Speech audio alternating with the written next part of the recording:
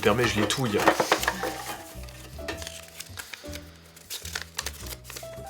Oh, ça va être Onde de choc. Onde de choc de Sylvie Chaussé-Holstein, réalisation 8000 mondes, est une fiction qui a été créée de 2018 jusqu'à 2022, terminée en 2022, comporte 12 épisodes pour une durée totale de 8 heures. C'est une grosse fiction, c'est un gros format, les épisodes font 40 minutes. On va suivre Elixen Murat, qui est une journaliste, et qui va donc couvrir la campagne électorale du candidat Rassemblement National. Équivalent. Ouais, voilà, équivalent Rassemblement National. Sauf qu'au milieu de ce tumulte, il se passe des choses un peu bizarres, dans le sens où des gens meurent. Alors, ça arrive que des gens meurent dans tous les jours, ça, c'est pas de problème. C'est juste que c'est un peu bizarre la manière dont ils meurent. Et ça va se mêler au milieu de tout ce bazar au niveau de la campagne.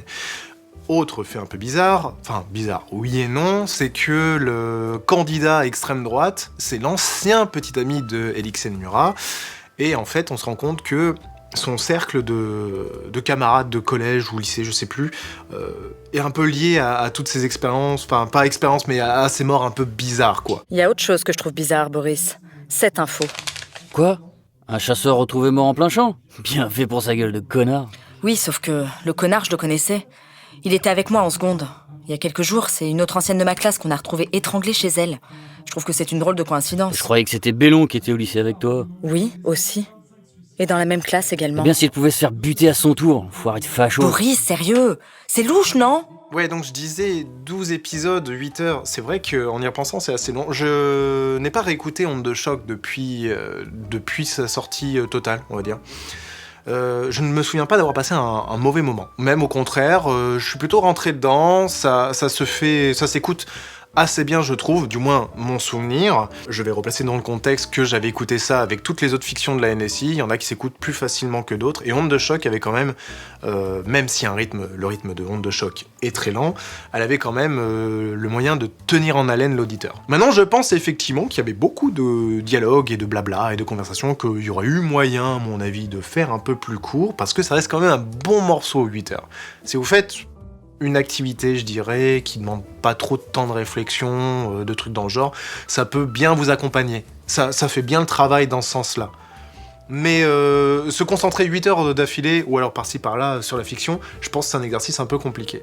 Après, en termes de réalisation, moi l'écriture m'a bien plu, même si je pense de souvenir, c'est à la fin de l'épisode 2, j'avais spotted le plot twist, mais ça reste quand même assez grisant de le découvrir au fur et à mesure, c'est juste qu'il prend bien son temps pour arriver, hein, quand même, là, on rame, hein. À part ça, techniquement, c'est très propre, moi je trouve.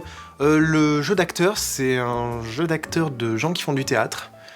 Je suis pas fan, à titre personnel. Sauf le personnage de Longeville. Donc Longeville, c'est le responsable de la rédaction, et c'est un gros con. C'est tout. Non, il parle comme dans un Audiard.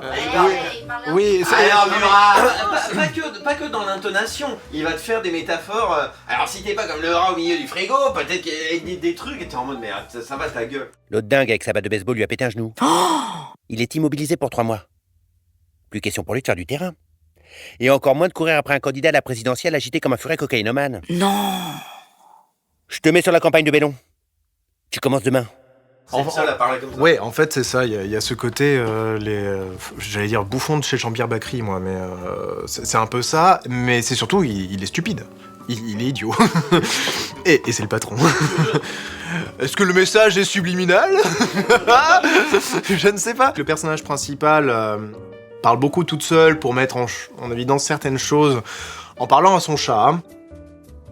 On parle tous à nos animaux de compagnie, y a pas de problème, juste on lui explique pas la géopolitique. Scoop? C'est moi! Scoop! Figure-toi que Longeville m'a encore traité pire qu'un chien. Viens là, mon minou. Heureusement que tu es là, toi. J'emmerde ceux qui me croient folle parce que je parle à mon chat. Ce sont plutôt les gens qui parlent pas à leur chat que je trouve inquiétants. Pas envie de dormir. M'énerve ce Jeff. T'en dis quoi, Scoop? 2 anciens camarades de classe assassinés. Une menace d'attentat sur un 3e. Moi, mon conseil là-dessus, c'est à titre personnel, je la recommande. Mais ça sera pas la cam pour tout le monde. J'en vois un du coin de l'œil qui est en train de faire la grimace comme c'est pas permis. Mais pour ceux qui n'ont pas envie forcément de se lancer dans un gros truc, vous écoutez l'épisode 1. Si ça vous plaît pas, laissez tomber, parce que ça va être comme ça tout du long. Si ça vous plaît, let's go, continuons l'aventure.